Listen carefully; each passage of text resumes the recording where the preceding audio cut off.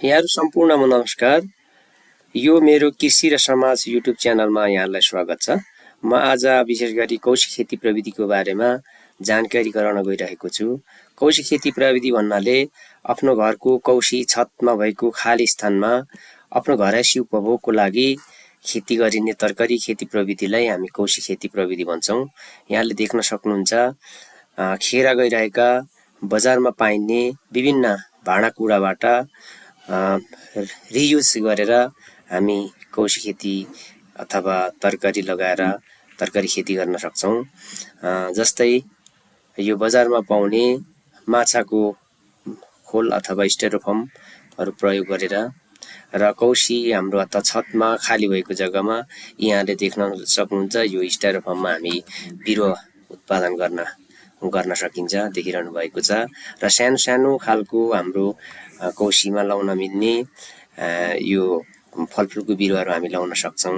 जस्तै यहाँले मुन्तलाको बिरुवा देख्नुहुन्छ र कौशीमा लाउने सानो जातको यो अम्बकको बिरुवा देख्न सक्नुहुन्छ।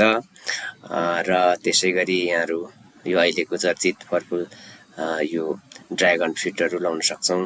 यो छत खेती अथवा कौशी खेती भन्नाले सबै तरकारी मात्रै हैन, त्यहाँ आफूलाई आफ्नो घरैसी उपभोगको लागि जुठोहरु खाने हिसाबले यो कुखुरा पनि हामी राख्न सक्छौं। यो पनि हामी कौशी खेती भित्रै पर्छ, यहाँले त्यसरी बुझ्न सक्नुहुन्छ।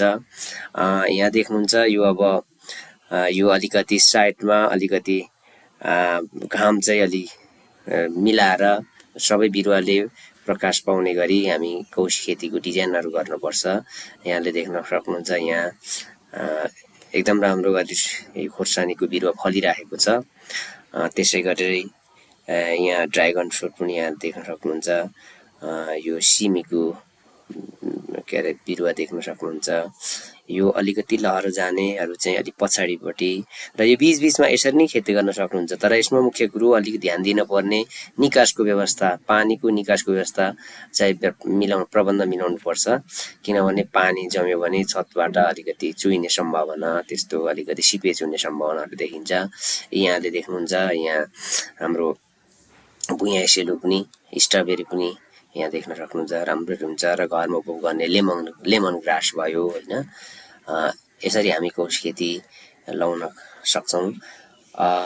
यहाँ अब अलिकति यो फलफुलकाहरु बिरुवा चाहिँ लगाइयो भने अलि ठूलो खालको भाँडो चाहिन्छ र यहाँ सिंचाइको व्यवस्था यहाँले यसरी गर्न सक्नुहुन्छ।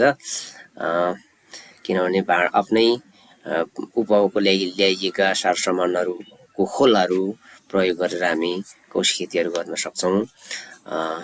यसरी चाहिँ यहाँले देख्नु भएको छ। यहाँनेरि चाहिँ थुप्रो बिरुवाहरु हामीले लगाइराखेका छौं।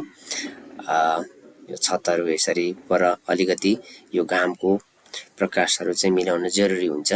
यहाँले यो अब रेलिङहरु प्रयोग गरिन्छ। यो व्यवस्थित लाउन पनि यसरी लाउन सकिन्छ, यहाँले देख्नुहुन्छ। यो अलि अब हामीले कौशी खेतीको लागि एक दुईवटा यस्तो सामानहरु चाहिँ राख्न जरुरी हुन्छ। किनभने हामीले यसो तरकारी रोप्नु पर्यो भने हामीले यस्तो सामानहरु चाहिँ घरमा जोगाड गरेर राख्नुपर्छ। हस्, धन्यवाद।